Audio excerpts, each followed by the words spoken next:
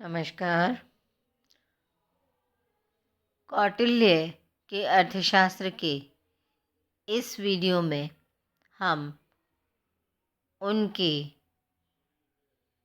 विनिमय व्यवस्था, बाजार संगठन, मुद्रा व्यवस्था, बाजार नियम, व्यक्तिगत संपत्ति के नियम, लाभ के नियम, सार्वजनिक वित्त व्यवस्था, सार्वजनिक आय व्यय एवं लेखांकन तथा बचत की अवधारणा जैसे महत्वपूर्ण विषयों पर चर्चा करेंगे। अब तक हमने उत्पादन की और उनके कर संबंधी नियमों की चर्चा की। अब हम विनिमय के बारे में कौटिल्य ने किस प्रकार से विचार व्यक्त किए हैं और अपनी पुस्तक अर्थशास्त्र में वे विनिमय के विषय में किस प्रकार के सिद्धांत बता रहे हैं और उस काल में विनिमय किस प्रकार होता था, इसकी भी जानकारी हमें हासिल होती है। जैसा कि विनिमय क्रय विक्रय दो पक्षों के मध्य होता है, तो क्रय विक्रय के संबंध में प्रमुख लोगों की साक्षी आवश्यक बताई गई। कौटिल्य के अनुसार वस्तु के मूल्य को निर्धारित करने के संबंध में कहा गया कि गांव के मुखिया एवं अन्य वृद्ध पुरुषों के सामने ही खेत, बाग, सीमाबंद, तालाब, हौज आदि का उनकी हैसियत के मुताबिक नियम पूर्वक मूल्य करें। इतने दामों पर कौन खरीदेगा, ये 3 बार आवाज़ लगाई जावे। जो खरीदने वाला उचित बोली भरे, वह बिना रोक टोक के मकान आदि खरीद लेवे। इन विचारों से स्पष्ट होता है कि जहाँ पर क्रेता को जिस मूल्य पर अधिकतम संतुष्टि मिलती है, वहीं पर उसे वस्तु को क्रय कर लेने का नियम था और उसी स्तर पर मूल्य के निर्धारण होते थे। व्यापार की सुविधा के लिए उचित द्रव्य व्यवस्था, नाप तौल की व्यवस्था की गई। उनके अनुसार द्रव्य के 2 कार्य थे, विनिमय का माध्यम और कोष में धन जमा करने के लिए विधिग्राह्य माध्यम। कौटिल्य के अनुसार उस समय प्रामाणिक सिक्का पण था, जिसको बनाने के लिए उन्होंने व्यवस्था दी थी कि 4 माशा तांबा, 1 माशा तीक्ष्ण, त्रपु, शीशा या अंजन और शेष 11 माशा चांदी का योग आवश्यक है। इस प्रकार मुद्रामान स्वर्ण विनिमयमान था, क्योंकि अन्य प्रकार के सिक्कों, सांकेतिक सिक्कों का मूल्य स्वर्ण के रूप में निर्धारित था। साथ ही स्वर्ण तथा चांदी की विनिमय दरें भी निर्धारित थीं। यदि कोई स्वर्णकार सोने की खान से 1 माशा सोना चुरा ले तो उसे 200 पण दंड होगा। यदि कोई इतनी चांदी की खान से चुरा ले तो उस पर 12 पण दंड होगा। इससे स्पष्ट हुआ कि स्वर्ण एवं चांदी की विनिमय दर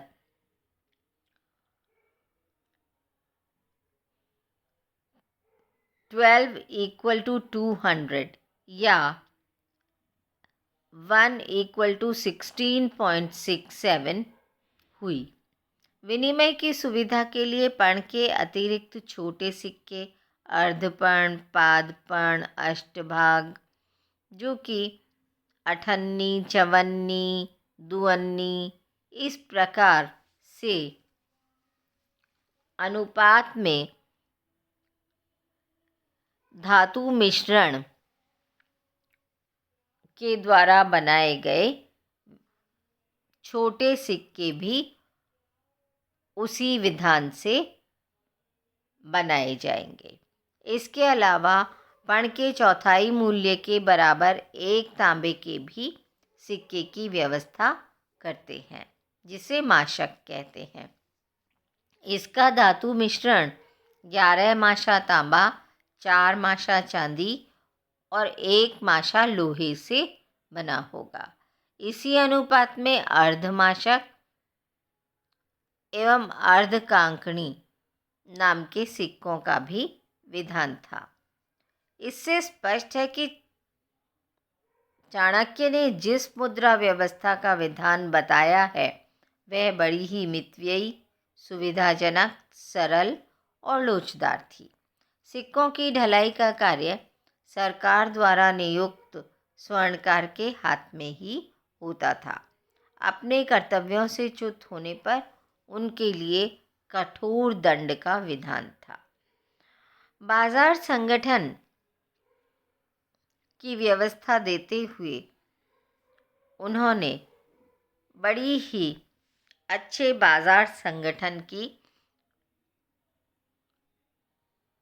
बात कही और उन्होंने कहा कि थोड़ी सी भी चोर बाजारी करने वाले दुकानदार को दंड का भागी होना होगा। बाजारों की देखरेख के लिए एक निरीक्षक होता था, जिसे पण्याध्यक्ष कहा गया। उसका कर्तव्य तराजू, बाट, नाप के बर्तन तथा तौल आदि का निरीक्षण करना था।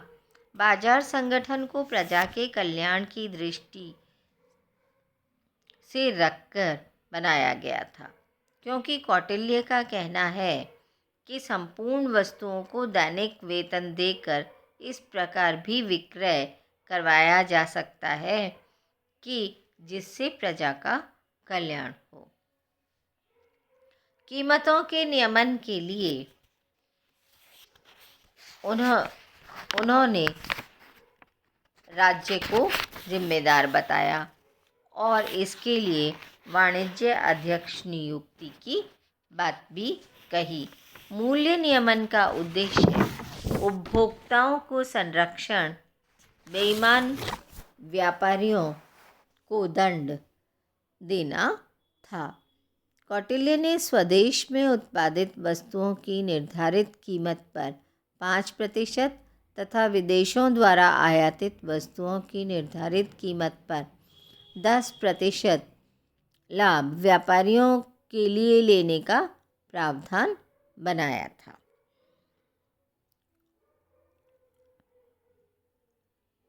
इनसे अधिक मूल्य पर बेचने पर व्यापारियों पर जुर्माने एवं दंड का भी प्रावधान था।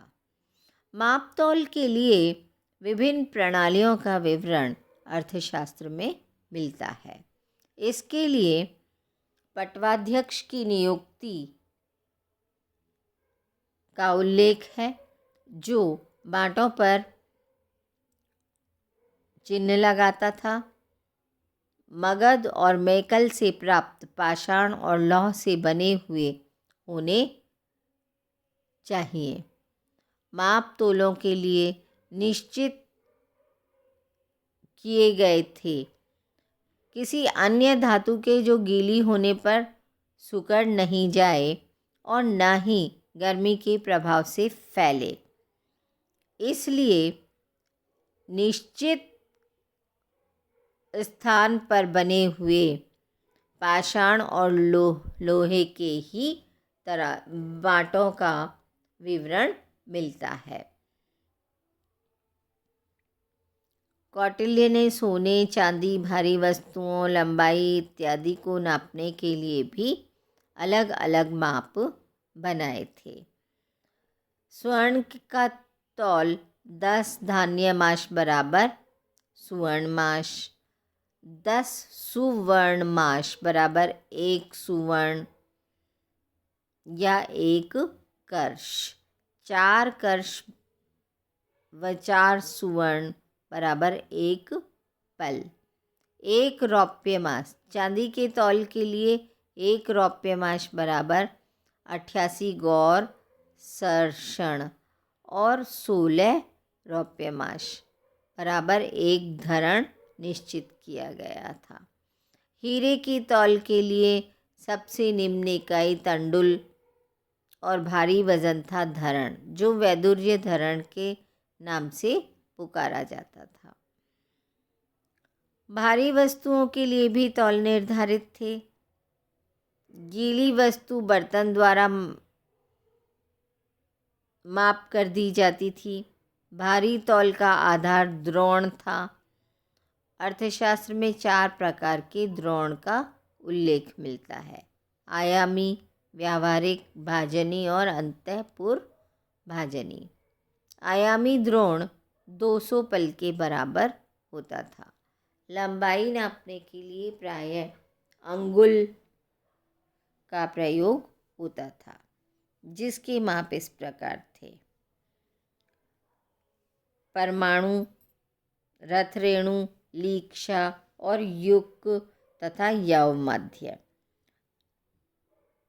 8 परमाणु बराबर 1 रथरेणु, 8 रथरेणु बराबर 1 लीक्षा, 8 लीक्षा बराबर 1 युक, 8 युक बराबर 1 यव, 8 यव बराबर 1 अंगुल।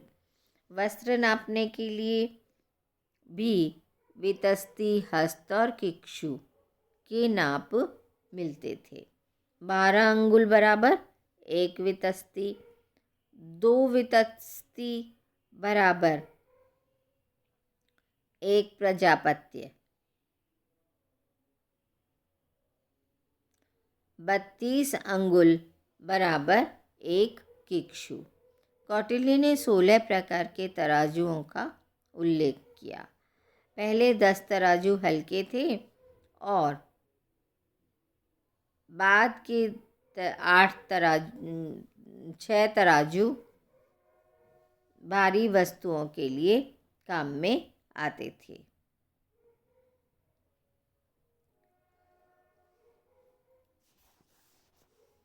वस्तुओं की कीमत निर्धारण के लिए उन्होंने पणवाध्यक्ष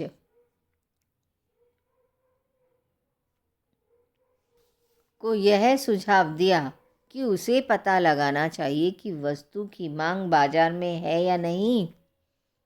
कौटिल्य कहते हैं कि कीमतों में उच्चावचन मांग व पूर्ति से जुड़ा हुआ होता है। वस्तु की कीमत में वृद्धि मांग बढ़ने से होती है तथा वस्तुओं की पूर्ति बढ़ने से कीमतें घटती हैं। इस प्रकार कौटिल्य वस्तु के मूल्य निर्धारण में मांग व पूर्ति सिद्धांत की व्याख्या के साथ राजकीय नियंत्रण की भी व्यवस्था करते हैं। कौटिल्य के अनुसार वस्तुओं की कीमत को कई तत्व प्रभावित करते हैं: समाज, वेतन, परिवहन व्यय, किराया आदि व्ययों का प्रतिदान तय कर वस्तुओं का मूल्य तय किया जाना चाहिए। दूध, सब्जी इत्यादि जो शीघ्रनाशक वस्तुएं हैं, उन्हें जितना जल्दी हो सके किसी भी कीमत पर किसी भी स्थान पर बेच दिया जाना चाहिए। बाजार की अव्यवस्थाओं को लेकर वे काफ़ी सजग थे। वे विश्व के प्रथम चिंतक थे जिन्होंने बाजार के नियमितीकरण की विस्तृत और सुनियोजित योजना प्रस्तुत की। उन्होंने मिलावट और धोखाधड़ी से बचाने के लिए, उपभोक्ताओं को तस्करी व कालाबाजारी से बचाने के लिए, आगामी विक्रय को रोकने के लिए सामान बेच देने के बाद सामान नहीं देना आदि व्यवस्थाओं को रोकने के लिए 5 प्रकार के अधिकारियों की नियुक्ति की। पण्याध्यक्ष, शुल्काध्यक्ष, संस्थाध्यक्ष, पौतवाध्यक्ष और अंतःपाल। इस प्रकार उन्होंने विभिन्न प्रकार के अधिकारियों की नियुक्ति से खाद्यान्नों के संग्रहण, उनके बिक्री, उनकी कीमतें तथा इनके माप तौल में होने वाली जो गड़बड़ियां हैं उन सब को रोकने के लिए, उत्पादकों को संरक्षण देने के लिए व्यवस्थाएं की हैं।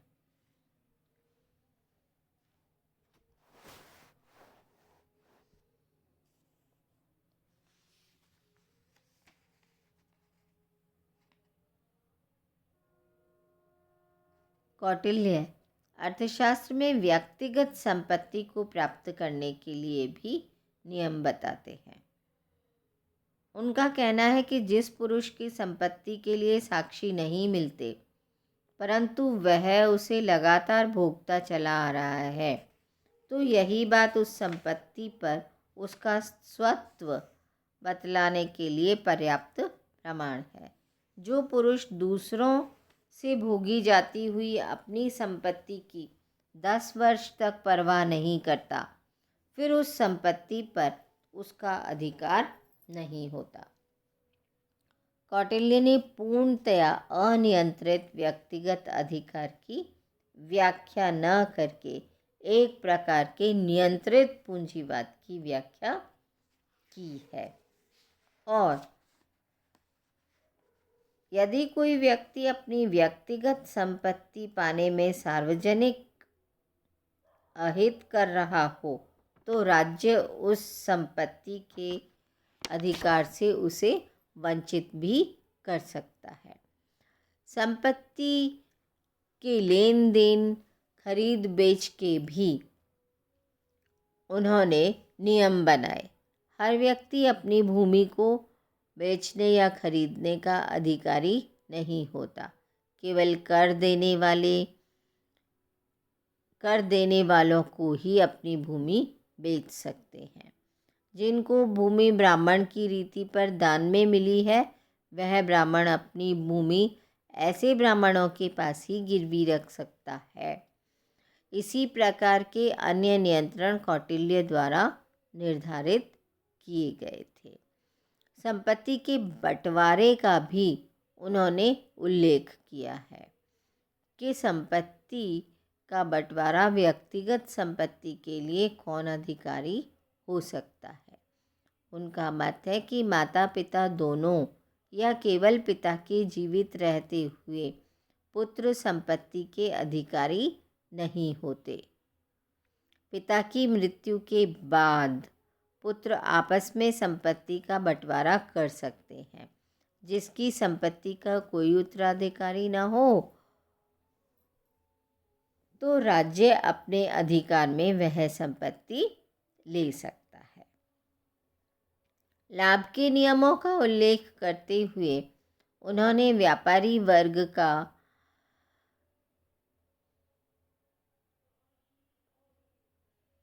यह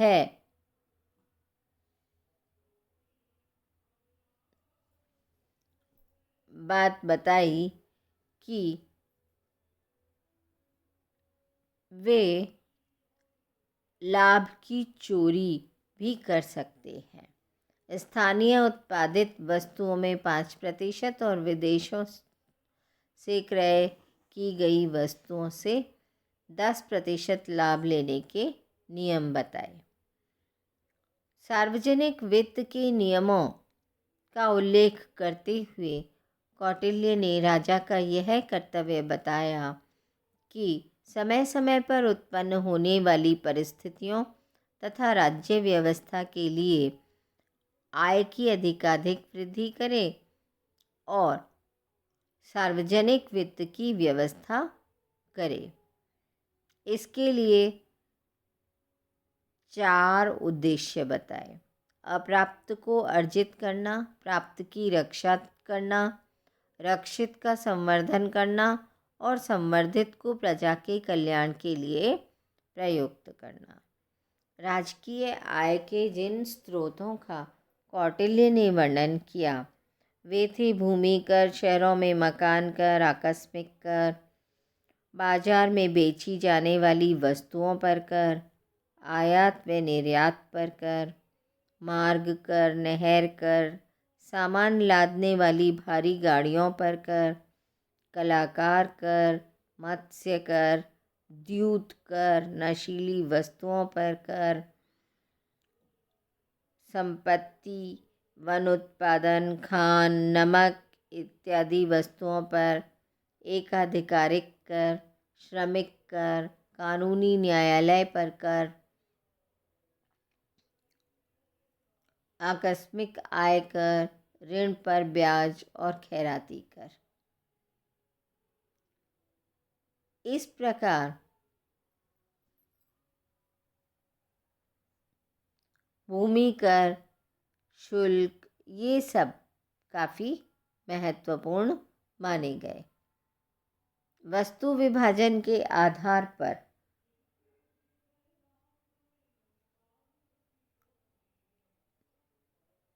उन्होंने विभिन्न प्रकार के करों का उल्लेख किया।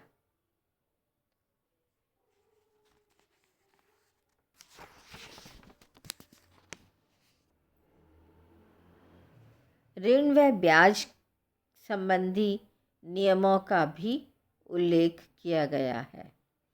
कौटिल्य ने अर्थशास्त्र में ऋण के महत्व तथा तत्संबंधी नियमों का उल्लेख किया है। उनके अनुसार 100 पर्ण 1 महीने में 1.25 पर्ण ब्याज लेना ही उचित है। व्यापारियों से 5 पर्ण, जंगल में रहने वालों से, जहाँ व्यापार करने वालों से 10 पर्ण ब्याज लेने का नियम है। समुद्र में आने जाने वाले या वहाँ व्यापार करने वालों से 20 पर्ण ब्याज लेने को कहा गया है। 100 पर्ण पर 1 महीने में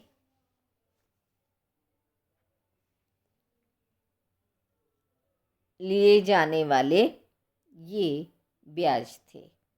परंतु कौटिल्य ने गुरुकुल में अध्ययन करने वाले व्यक्ति, बालक, शक्तिहीन पुरुष पर जो ऋण हो उससे ब्याज लेना निषिद्ध बतलाया है।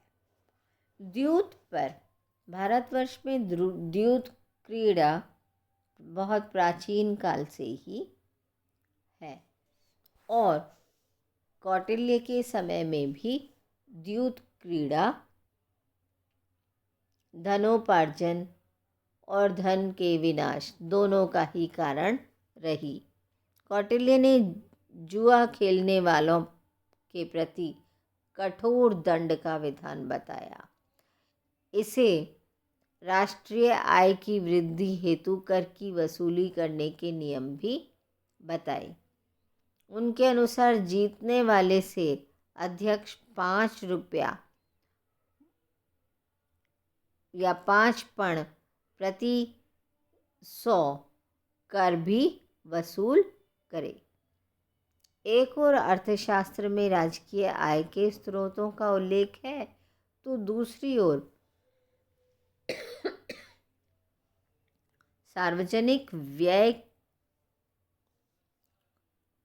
की मदों का भी आचार्य कौटिल्य ने भली भांति विवेचन किया है। ये हैं धार्मिक कार्य, राजकीय गृह कार्यों का प्रबंध, आधिकारिक वेतन का भुगतान, कारखानों का प्रबंध,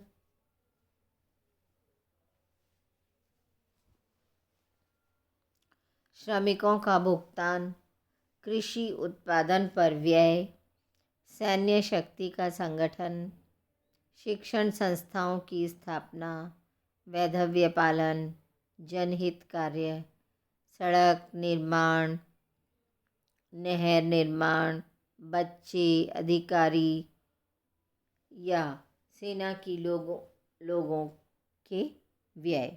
इस प्रकार कौटिल्य की कर प्रणाली, कर वसूली, सभी कुछ काफ़ी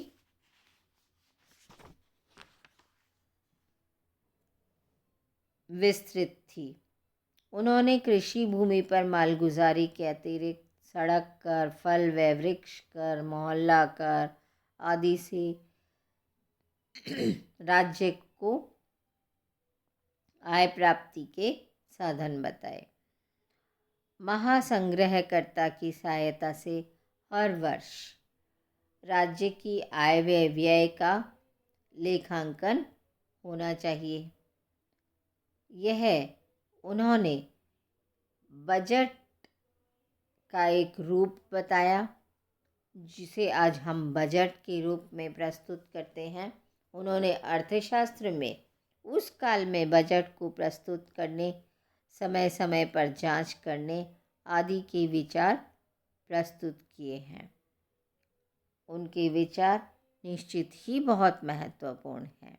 कौटिल्य के संबंधी विचारों को पढ़ने से स्पष्ट है कि उन्होंने बेशी के बजट को महत्व दिया है, अर्थात वे सरप्लस बजट को महत्व देते हैं।